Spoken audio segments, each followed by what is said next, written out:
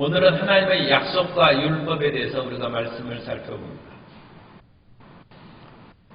갈라디아 교회에 예수 그리스도를 믿음으로 말미암아 구원받은 백성들에게 갈등과 의무의 짐이 생겼습니다. 그건 예수님을 믿고 단순히 믿음으로 구원받는 것이 아니라 믿은 후에 율법을 지켜서 더 규칙적이고 다른 사람들과 덕을 세우고 올바른 태도를 가짐으로써 신앙이 온전해지고 그러므로 아브라함의 참된 자손이 되고 그를 통하여 아브라함이 주는 복을 받을 수 있다. 구약 성경의 그런 가르침으로 새로운 멍에를 주는 율법주의자들이 나타났습니다. 그 율법주의자들은 예수님을 안 믿는 사람이 아니라 예수님을 믿는 유대인들입니다. 그러니까 그 유대인들은 어려서부터 율법을 믿었는데 예수님을 믿고 구원받은 후에 우리가 어릴 때부터 율법을 지키고 살아왔는데 그러면 그 율법의 기능이 무엇이냐, 율법의 역할이 무엇이냐를 제대로 깨닫지 못하고 예수님을 믿는다 할지라도 율법의 그 모든 것을 지킴으로써 하나님을 더 기쁘게 할 수 있다. 그렇게 생각하는 사람들이고 그와 같은 자기들의 생각 또는 자기들의 믿음을 이방인 크리스찬들에게도 가르칩니다. 갈라디아는 터키 지방입니다. 그러니까 이방 사람들이죠. 그 이방 사람들에게도 너희가 예수 이름으로 구원받은 것으로 끝난 것이 아니라 우리들처럼 율법을 지키고 음식 규정을 지키고 안식일이나 날과 달을 지키는 것이 너희가 참된 아브라함의 자손이 될 수 있다는 것입니다. 그런데 사도 바울은 유대인이면서 자기도 어려서부터 바리새인 중에 바리새인이요 율법으로는 흠이 없이 살아온 사람이라고 했음에도 불구하고 그 율법은 하나님을 더 기쁘시게 하는 역할을 절대로 하지 못한다. 하나님이 기뻐하신 것은 예수님 믿으면 기뻐하신 것이지 예수님을 믿은 후에 율법의 조항, 음식법이나 날과 달 그런 것들을 지키고 여러 가지 의식의 규정을 바르게 함으로 하나님을 더 기쁘시게 하면 예수님 믿는 것보다 더 기쁘시게 하는 것이 있다는 것이죠. 사도 바울은 그럴 수 없다. 예수 믿는 것으로 충분한 것이고 예수 제대로 믿으면 성화되어서 하나님을 기쁘시게 하는 것이지 예수님을 믿은 것이 부족해서 자신에게 율법을 멍에를 씌우게 하고 그것으로 나아감으로 하나님을 더 기쁘시게 하고 더 기쁘시게 하면 하나님께서 주신 아브라함의 복을 더 풍성히 누리고 그럴 수는 없다는 것입니다. 율법이 약속을 폐하지 못한다는 것입니다. 그래서 15절에 형제들아 내가 사람의 예대로 말하노니 사람의 언약이라도 정한 후에는 아무도 폐하거나 더하거나 하지 못하니라. 약속을 했으면 그 뒤에 다른 조항이 어떤 그 율법이죠. 그런 것이 나타나도 폐하지 못한다. 옛날에 고구려를 건국한 주몽이 부여에서 쫓겨나서 도망가면서 이제 새로운 나라를 세우려고 할 때 그 당시 아내가 임신하고 있었기 때문에 만일 자녀를 낳으면 7모가 난 그런 돌 위에 7모가 난 소나무가 서 있는데 그 밑에 내가 나의 자식이 되는 증표를 넣어두었으니까 그걸 가지고 오라고 약속을 했어요. 그래서 어릴 때 아버지가 없이 자란 유리 왕자가 넌 어찌 애비도 없느냐 하는 그런 놀림을 받자 어머니 얘기를 물으니까 그와 같은 아버지의 약속을 얘기해줘. 그래서 그 약속을 찾고 산과 들로 헤맸는데 못 찾았어. 그러다 우연히 집에 보니까 7모가 난 그런 주춧돌 위에 7모로 다듬은 소나무 기둥이 서 있어요. 그 밑을 파보니까 단검 조각이 나와서 단검 조각을 붙잡고 주몽을 찾아가서 그 약속을 이행하라고 한 것이죠. 그래서 주몽이 이미 비류와 온조라는 이미 아들을 또 거기에서 낳았습니다. 그럼에도 불구하고 유리를 태자로 삼아서 온조와 비류가 고구려에서 남하에서 백제를 세운 것입니다. 다른 것으로 패하지 못한다. 그러므로 하나님께서 사람도 신의 있는 사람은 그 약속을 당연히 지키는 것인데 하물며 하나님께서 아브라함에게 주신 약속을 그 후대에 율법이 세워졌다 할지라도 어찌 폐기되겠느냐. 그리고 이 약속들은 16절에 아브라함과 그 자손에게 말씀하신 것인데 이 자손이라는 그 단어는 갈라디아서는 이제 헬라어니까 헬라어는 스페르마라는 그 단어를 쓰는데 이 씨라는 단어입니다. 자손, 씨드, 자손, 스페르마라는 그 단어를 이렇게 써서 이 자손이 단수로 돼 있어. 너의 자손에서 히브리어는 제라라는 단어가 이제 씨인데 자르아카 그래서 너의 자손에서 단수로 되어 있어요. 단수. 그러니까 아브라함과 그 자손에게 할 때 그 자손은 대표 단수로 되어 있고 물론 이 자손에게 아브라함의 실제적인 육적인 자손들이 다 들어가겠습니다만 참 놀랍죠. 복수형을 안 썼어. 히브리어는 단수 복수형이 있습니다. 그런데 복수형을 쓴 것이 아니라 단수형으로 너의 자손이라고 한 사람으로 썼어. 그러니까 그것은 오늘 사도 바울이 여기 16절에 말씀하신 것처럼 그리스도라는 것이죠. 그래서 아브라함과 그리스도에게 약속하신 것이고 따라서 그리스도를 믿으면 아브라함의 복이 임한다는 그 의미입니다. 그래서 여러 자손들에 대한 그런 것이 아니라 그리스도 예수에 대한 그런 약속이고 아브라함은 그러므로 그리스도의 예표입니다. 예표고 예수님께서 오셔서 예수님을 믿으면 영원히 잘된같이 범사에 되고 강건한 복을 얻을 것이라는 것을 아브라함에게 예표해서 그림자로 말씀하신 것이지 아브라함 한 사람이 어찌 모든 만민의 복이 되겠습니까? 우리는 아브라함의 혈연적인 그런 후손이었는데 어찌 아브라함의 복을 받겠습니까? 그러나 성경은 그리스도 예수 안에서 아브라함의 복이 이방인에게 미치게 하려 함이라 말씀하신 것입니다. 그러므로 사도 바울이 이것을 분명하게 말씀하시고 따라서 율법보다 훨씬 후에 예수님이 오셨죠. 모세의 율법보다 훨씬 후에 예수님이 오셨지만 이미 예수 그리스도를 믿는 약속은 모세보다 훨씬 앞에 있는 아브라함 때부터 이미 주어진 약속이라고. 그러므로 예수 믿으면 모든 것이 완성된다는 그 의미가 있어요.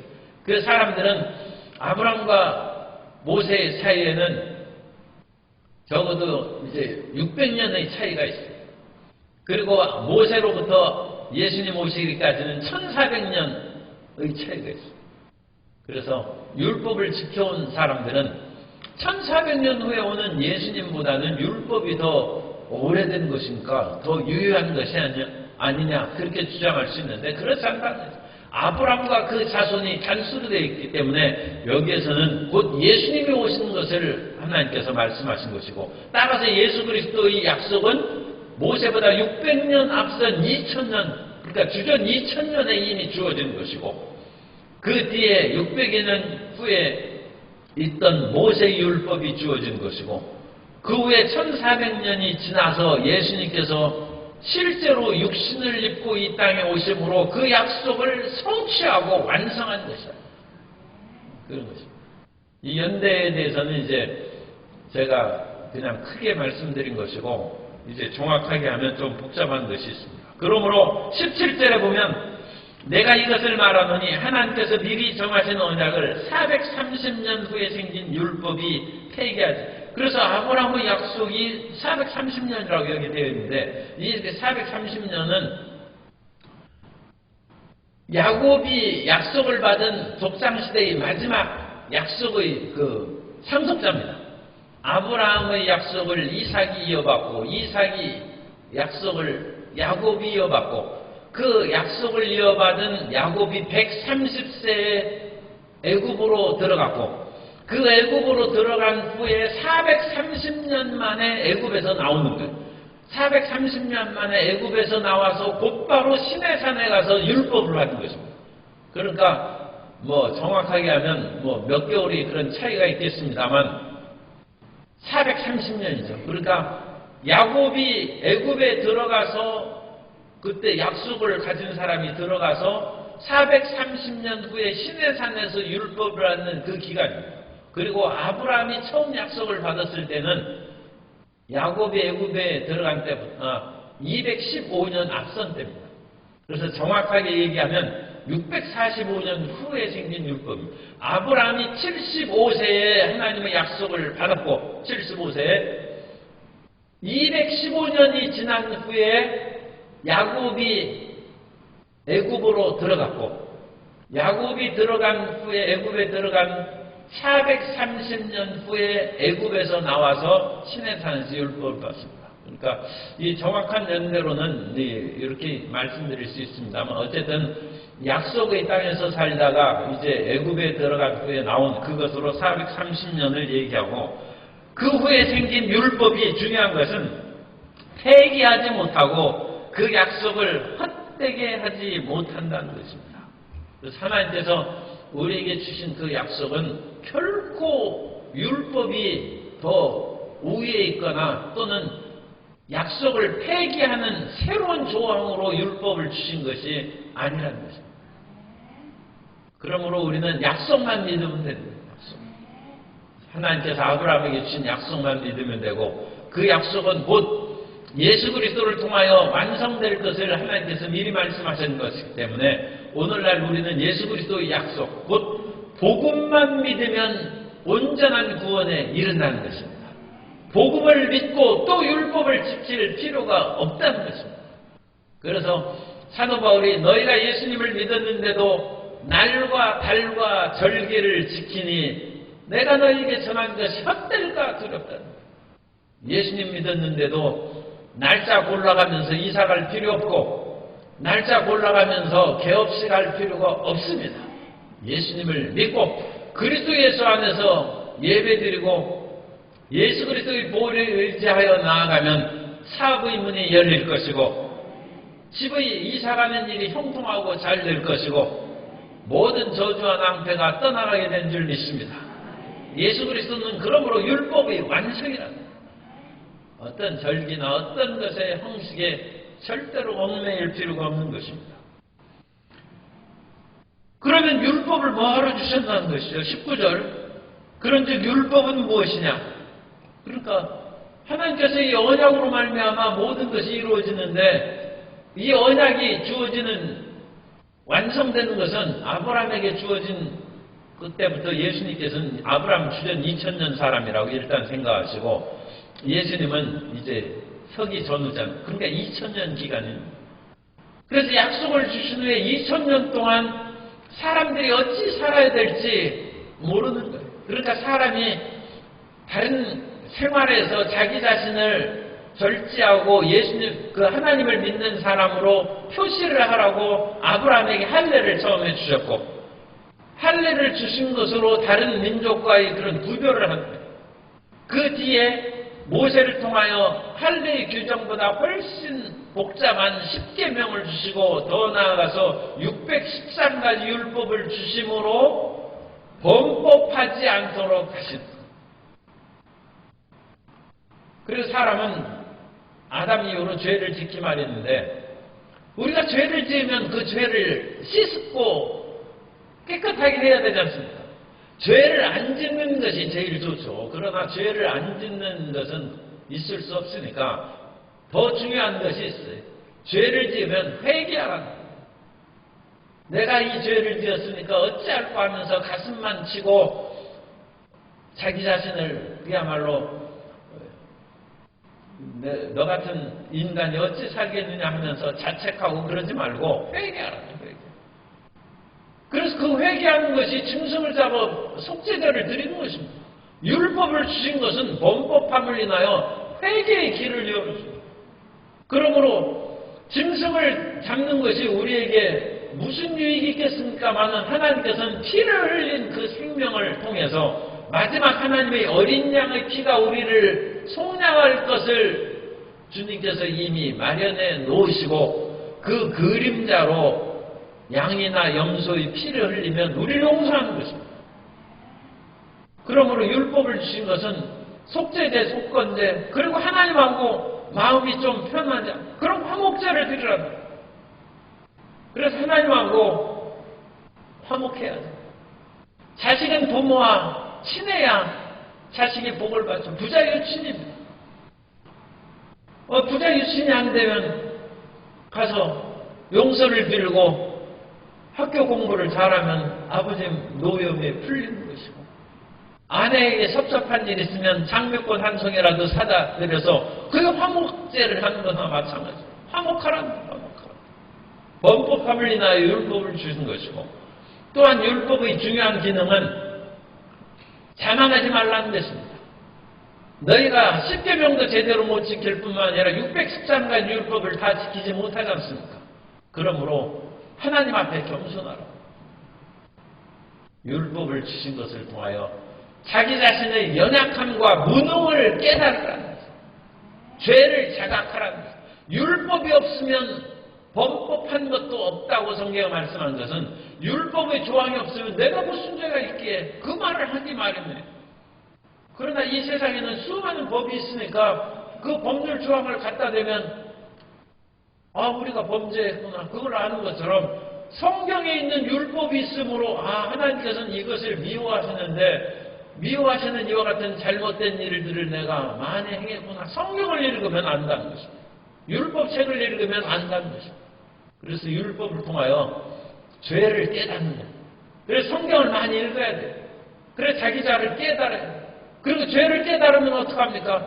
그것으로 인하여 자책하고 울고불고 그냥 쓰러져 있지 말고 회개하라며. 회개하고 예수의 보혈로 씻음받아서 정결하게 해 주옵소서. 그리스도께 나아가라. 율법의 가장 중요한 세 번째 기능. 첫 번째는 죄를 지으면 속죄나 속건제, 죄를 씻는 그 기능을 율법을 통해서 하고, 두 번째는 죄를 깨닫는 것이죠. 그 두 번째 기능이고, 세 번째는 이 율법 속에서 내가 지키지 못하는 처절한 환경에서 누가 나를 건져낼까 하면서 예수님께 나오라.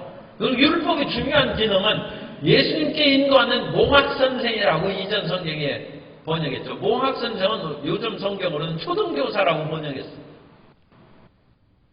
우리는 초등학생.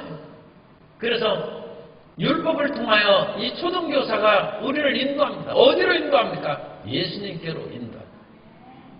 그러므로 결국 율법으로 말미암아 너희가 의롭게 되거나 아브라함의 복을 풍성하게 받는 것이 결코 아니고, 아브라함의 약속은 곧 예수 그리스도를 통하여 이루어지는 것을 상징한 것이기 때문에 예수님만 잘 믿으면 모든 것이 해결된다.